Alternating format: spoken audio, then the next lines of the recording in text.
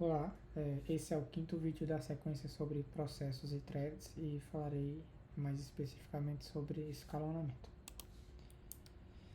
O escalonador ele é responsável por escolher qual processo vai executar quando se tem mais de um processo que está em estado pronto e esperando para executar. O algoritmo usado pelo escalonador é conhecido como algoritmo de escalonamento. Quando o núcleo gerencia as threads que são criadas, o escalonamento ele é feito pelas threads. Agora uma breve introdução ao escalonamento. Primeiro, em sistemas em lotes, o escalonamento ele era basicamente executar o que estava na fila do sistema de lotes. Como o tempo de CPU era um recurso escasso nesses sistemas de lote, um bom escalonador faz grande diferença no desempenho. Computadores pessoais, na maior parte do tempo, há apenas um processo ativo e o escalonador não precisava de grande esforço, pois havia apenas um candidato. Isso era em computadores mais antigos. A CPU ela deixou de ser um recurso escasso depois e o escalonamento ele passou a não importar muito em PCs simples, pois não interessa muito para o usuário o que acontece primeiro, pois a CPU era potente e várias coisas conseguiam acontecer bem rápido. Falando sobre servidores de rede, a situação muda um pouco, pois os processos competem pela CPU. Em dispositivos como o smartphone, o escalonador ele tenta economizar a bateria, é uma característica dele. O escalonador ele se preocupa em escolher o processo certo e em fazer uso eficiente da CPU. Ele realiza muitas trocas de processos por segundo e isso pode consumir bastante tempo de CPU. Agora um pouco sobre o comportamento de processos. Os processos ele alternam surtos de computação com solicitação de entrada e saída. Isso significa que, à medida que um processo ele está computando alguma coisa, isso é um surto de computação. E ele alterna esse surto com um surto de entrada e saída, onde está entrando alguma informação e saindo outra informação. A CPU ela executa por um tempo sem parar, então é feita uma chamada de sistema para ler ou escrever em um arquivo. Depois a CPU calcula novamente até que precise de mais dados. A figura A passa, na figura 2.39, A passa bastante tempo computando e B esperando entrada e saída. Aqui temos surto de uso de CPU alterna-se com períodos de espera por entrada e saída. A, o processo é limitado pela CPU, B é um processo limitado pela entrada e saída.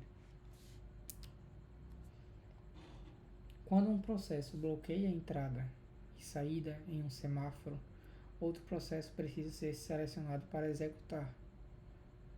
Foi um ciclo básico. Quando ocorre uma interrupção de entrada e saída, pode chamar outro processo para executar também. Tipos de algoritmo de acordo com como eles lidam com interrupção de relógio. Há algoritmos não preemptivos. Os algoritmos não preemptivos eles escolhem um processo a ser executado e deixa ser executado até que ele seja bloqueado. E o preemptivo ele escolhe um processo e deixa executar por no máximo um tempo certo e fixado. Agora, categorias de algoritmos de escalonamento. Primeiro tem o lote, que ele usa algoritmo preemptivo e não preemptivo, pode usar os dois. Tem algoritmos interativos, que a preempção ela é essencial para evitar que um processo tome conta da CPU e negue serviço para outros. Retomando preempção, é basicamente um processo ele executar por um tempo pré-determinado. E tem em tempo real, que a preempção não é necessária, pois realiza um trabalho e já libera a memória. Tempo real basicamente as coisas acontecem muito rápido, por isso não precisa tanto da preempção para determinar quanto tempo um processo vai executar. O objetivo do algoritmo de escalonamento. Figura 2.40. Algumas metas do algoritmo de escalonamento sobre diferentes circunstâncias. Primeiro, todos os sistemas têm a ideia de justiça, que é dar a cada processo uma porção justa da CPU. A aplicação da política, que é verificar se a política estabelecida é cumprida. Um equilíbrio, que é manter ocupadas todas as partes do sistema, o escalonamento ajuda com isso. Em relação ao sistema Elliott, cuida da vazão, que é maximizar o número de tarefas por hora. O tempo de retorno, minimizar o tempo entre a submissão e o término de uma tarefa. A utilização da CPU é ver o que manter a CPU ocupada o tempo todo. Em sistemas interativos, o escalonamento ele se preocupa com o tempo de resposta, responder rapidamente às requisições, e com a proporcionalidade, que é satisfazer as expectativas do usuário, e meio que a proporcionalidade o usuário espera que um processo ele execute em tal tempo, então o escalonamento ele se preocupa com isso também, em devolver para o usuário no tempo que ele espera. Sistema de tempo real cumprimento de prazos e evita a perda de dados, e a previsibilidade, evitar a degradação da qualidade em sistemas multimídias, por exemplo.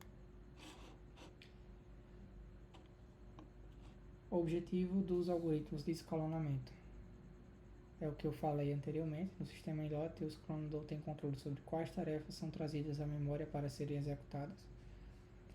Tem métricas em sistema Elliott para saber se os sistemas então estão desempenhando bem, se a vazão, o tempo de retorno e a utilização do CPU está tudo ok. No caso da vazão, é o número de tarefas por horas que o sistema completa, o tempo de retorno é a estatística, o tempo médio do momento em que uma tarefa de lote é submetida até o momento que ela é concluída, e a CPU é o parâmetro que diga quanto a CPU está consumindo. Não é tão útil, mas é legal saber quando a CPU está perto de 100% para evitar meio que sobrecarregar o sistema, por exemplo. Para sistemas interativos, as metas são baseadas em minimizar o tempo de resposta, o tempo entre emitir um comando e receber o resultado. Tem a questão da proporcionalidade, que é a ideia de quanto tempo demora para executar algo, que é quando o escalonador ele pode fazer algo quanto ao tempo de resposta, quando ele é causado por uma escolha ruim de ordem de execução dos processos. Significa que se o escalonador ele vê que algo está lento, e se isso é relacionado à ordem de execução dos processos que estão executando, ele pode fazer algo em relação a isso para melhorar o desempenho. O sistema de tempo real tem metas diferentes de escalonamento, que é prazos que devem ser cumpridos, e o escalonamento de processo que deve ser regular e altamente previsível. Sistema de tempo real, geralmente eles não admitem erros, ou admitem erros que são não críticos. E o escalonador ele tem que ser muito bom para cuidar disso. Escalonamento em sistema em lotes. Continuando. Primeiro, no sistema em lotes, o primeiro a chegar é o primeiro a ser servido. Ele é não preemptivo. A CPU é atribuída a processos na ordem que é requisitada. Tem uma fila única de processos prontos. Não para a execução por estar executando por tempo demais. A característica de ser não preemptivo. A grande força desse algoritmo é que ele é fácil de compreender e igualmente fácil de programar. Uma única lista encadeada controla todos os processos, no caso do sistema Elliott, e escolher um processo para executar exige apenas que remover um item da frente da fila. Acrescentar uma nova tarefa ou desbloquear um processo exige apenas colocar esse processo ou tarefa no fim da fila. O princípio de tarefas mais curtas primeiros é não preemptivo, presume que os tempos de execução são conhecidos antecipadamente. O escalonador ele escolhe a tarefa mais curta primeiro e executa. Vale a pena destacar que a tarefa mais curta primeiro é ótima para ser executada apenas quando todas as tarefas estão disponíveis simultaneamente. Aí você consegue escolher a tarefa mais curta primeiro e executar. Um exemplo do escalonamento tarefa mais curta primeiro. Temos a figura A que executando 4 tarefas na ordem original, que é A, B, C e D, e executando na ordem de tarefas mais curta primeiro, aí executa B, C e D e A fica por último. O princípio do tempo restante mais curto em seguida. Ele é preemptivo, tem um tempo de execução. Com esse algoritmo, o escalonador ele escolhe o processo cujo tempo de execução restante é o mais curto. Significa que se um processo está executando e ele tem um tempo de execução mais longo e entrou um processo mais curto, ele vai ser executado primeiro do que o processo que já estava executando.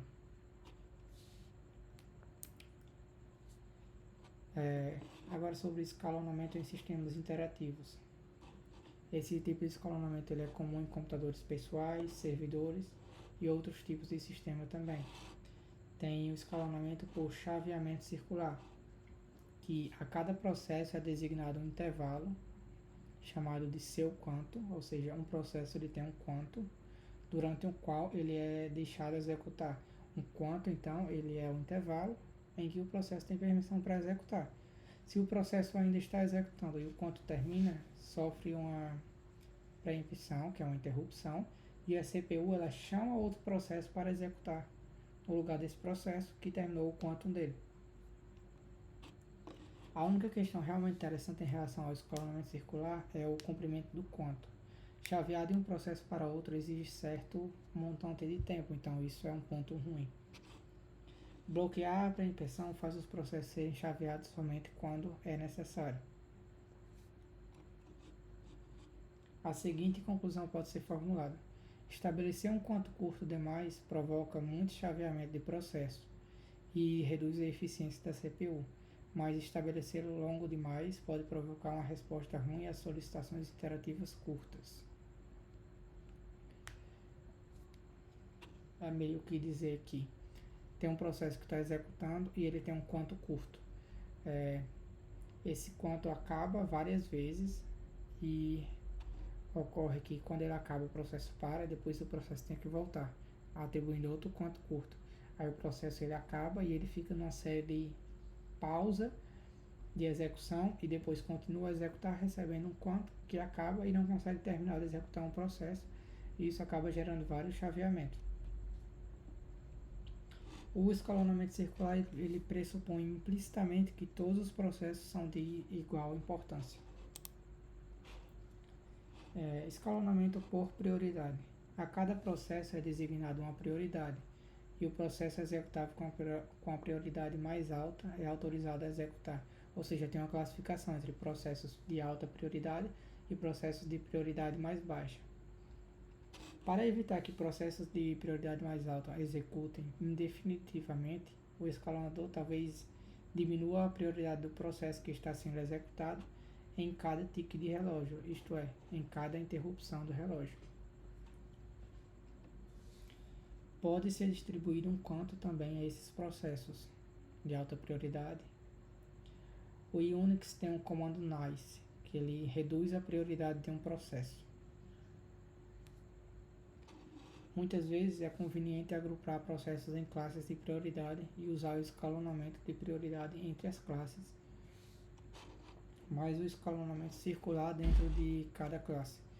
Significa que tem uma série de classes definindo a prioridade, por exemplo, prioridade 1, 2, 3, 4. Dentro dessas classes há uma série de processos executáveis. Os processos que estão na prioridade 4 têm prioridade mais alta.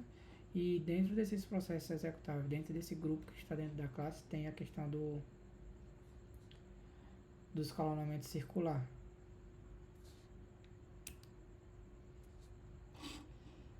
Escalonamento por múltiplas filas. Um dos primeiros escalonadores de prioridade foi o CTSS, que tinha um chaveamento lento com apenas um processo em memória.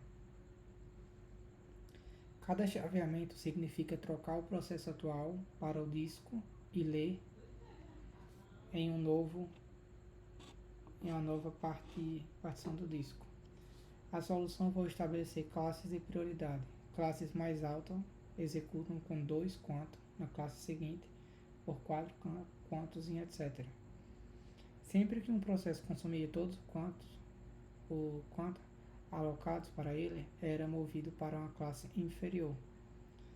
Meio que vai dando quanto até o processo terminar de executar, sempre dobrando, podendo sobrar quanto ao final da execução.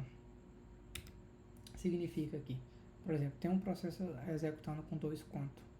Ele termina essa quantidade de quanto e para de executar. Ele é parado, depois ele volta com o dobro de quanto? 4 quantos. Depois ele pode parar de novo e voltar com 8 e assim por diante até ele terminar a sua execução. Mesmo que sobre quantos no final, isso não seria necessariamente um problema grave. O princípio do processo mais curto em seguida. Processos interativos geralmente seguem o padrão de esperar pelo comando, executar o comando, esperar pelo comando e executar o comando e etc. Se considerarmos o comando como uma tarefa, podemos executar o comando mais curto primeiro. O problema seria como fazer isso. A maneira é estimar qual o processo mais curto baseado em processo passado, ou seja, baseado na sequência de processo passado, escolhe o processo mais curto para ser executado. O envelhecimento ele é uma técnica de estimar o valor seguinte em uma série, tomando a média ponderada do valor mensurado atual e a estimativa do anterior. Escalonamento garantido. Meio que fazer promessas reais ao usuário sobre desempenho e então cumpri-las. Se muitos usuários estão conectados, você receberá um N do poder da máquina para usar. Significa que se tem 5 usuários conectados, você receberá 1/5 do poder da máquina para usar. Isso entre todos os usuários. E isso é o que o usuário deve esperar, receber 1/5 do poder de processamento. Para atender a essa promessa, o sistema tem que controlar quanto de CPU um processo gastou em um determinado intervalo de tempo. Escalonamento por loteria. Basicamente, o escalonamento por loteria ele dá bilhetes aos processos. Esses bilhetes eles têm recursos do sistema, como o tempo da CPU. Imagina que um processo ele recebe um bilhete que tem quantidade X e tempo de CPU. Quando precisa escalonar, é sorteado um bilhete ao acaso e o processo escolhido fica com os recursos. Processos mais importantes podem receber bilhetes extras para aumentar a chance de vencer e ser executado. Pode haver a troca de bilhetes entre os processos. A chance de ganhar é diretamente proporcional à quantidade de bilhetes que o processo possui. Escalonamento por fração justas. Leva em consideração o usuário, que é o dono do processo, antes de escalonar. Meio que dá prioridade a partir de um usuário. Se tem um sistema, por exemplo, de escola, o diretor ele tem mais prioridade do que o professor. Se 2 usuários têm 50% de CPU, eles irão receber esse valor, e só. Então a CPU fica dividida entre eles dois. Não importa o número de processos, eles terão aquela quantidade de CPU para executar os processos. Escalonamento em sistema de tempo real. Nesse sistema, o tempo tem um papel essencial. Um ou mais dispositivos geram estímulos e computadores têm de reagir em conformidade dentro de um montante de tempo fixo para responder corretamente e no tempo certo.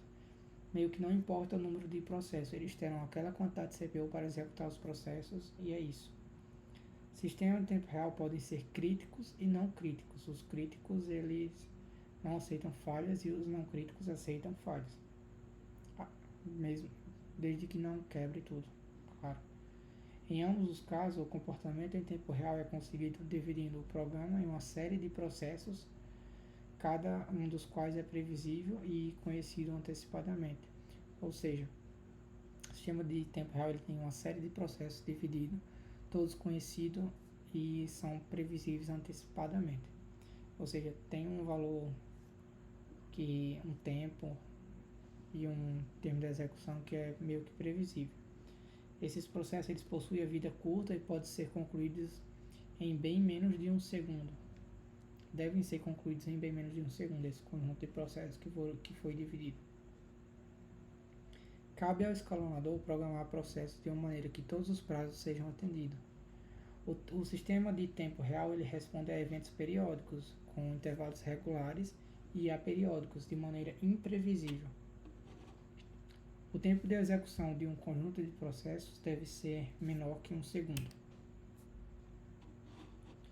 O sistema de tempo real responde a eventos periódicos, foi o que eu falei anteriormente, com intervalos regulares e não periódicos, imprevisíveis. O algoritmo de escalonamento de tempo real pode ser estático, que toma as decisões de escalonamento antes que o sistema começar a executar, e dinâmicos, que tomam suas decisões no tempo de execução após ter começado. Política versus mecanismos. Às vezes acontece de um processo ter muitos filhos executando sob seu controle. Ou seja, um processo tem N processos filhos. Um processo de banco de dados pode ter vários filhos, por exemplo. O processo pai pode saber qual é o filho mais importante e qual não é importante. Nenhum dos escalonadores discutidos aceita qualquer entrada de processo do usuário sobre decisão de escalonamento. Significa que um processo de usuário ele não decide como escalonar nada. Por isso, é necessário separar o mecanismo de escalonamento da política de escalonamento. Com isso, os algoritmos de escalonamento são parametrizados, mas esses parâmetros podem ser preenchidos pelo processo do usuário. O mecanismo de escalonamento fica no núcleo e a política é estabelecida por um processo de usuário. O núcleo ele utiliza um algoritmo de escalonamento de prioridade, mas fornece a chamada de sistema para a qual um processo pode estabelecer e mudar as prioridades do seu filho. Para isso, usa as políticas de prioridade. Ou seja, basicamente, o mecanismo de escalonamento ele fica no núcleo, a política ela fica no ambiente do usuário e a partir disso consegue estabelecer, usar chamadas de sistema para escolher mudar a prioridade dos seus processos filhos. Escalonamento de threads. Pode ter vários processos e cada processo ter múltiplos threads. Com isso, há dois níveis de paralelismo, que são os processos e as threads. Considerando primeiro os threads de usuário. O núcleo ele não tem ciência das threads de usuário e ele opera escolhendo como se fosse processo. O núcleo ele escolhe um processo e dá a ele o controle do seu quanto, ou seja, a thread, que para o núcleo é um processo, tem um controle de um quanto, que é o tempo. O escalonador de thread, dentro desse processo, ele escolhe qual thread executar. O thread ele pode executar por quanto tempo quiser. Se ele usar todo o quanto, o núcleo selecionará outro processo para executar. Ou seja, o núcleo ele enxerga o processo. Dentro do processo tem os threads e dentro do processo também tem o escalonador de thread que cuida como os threads vão executar.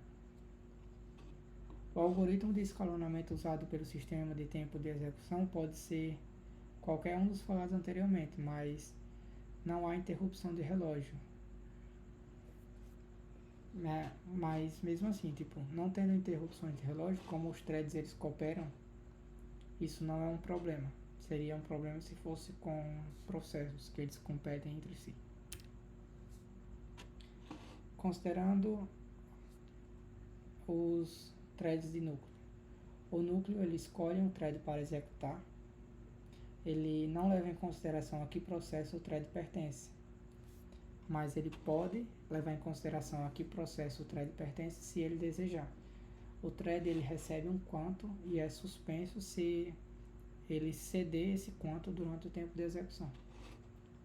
Com threads de núcleo é necessário um chaveamento de contexto completo, mudar o mapa de memória, invalidar o cache, o que representa uma demora de magnitude de várias ordens. Ou seja, threads de núcleo para o chaveamento é bem mais caro do que thread de usuário. O núcleo sabe que chavear um thread do processo A para o processo B é bem mais caro que executar o segundo thread no processo A. Ou seja, é melhor criar um outro thread no processo A para desempenhar a tarefa do que chavear para o processo B. Ele pode levar essa informação em consideração e tomar uma decisão que seja bacana e eficiente. Problemas clássicos de IPC. Considerando primeiro os threads de núcleo. O núcleo ele escolhe um thread para executar. Ele não leva em consideração a que processo o thread pertence.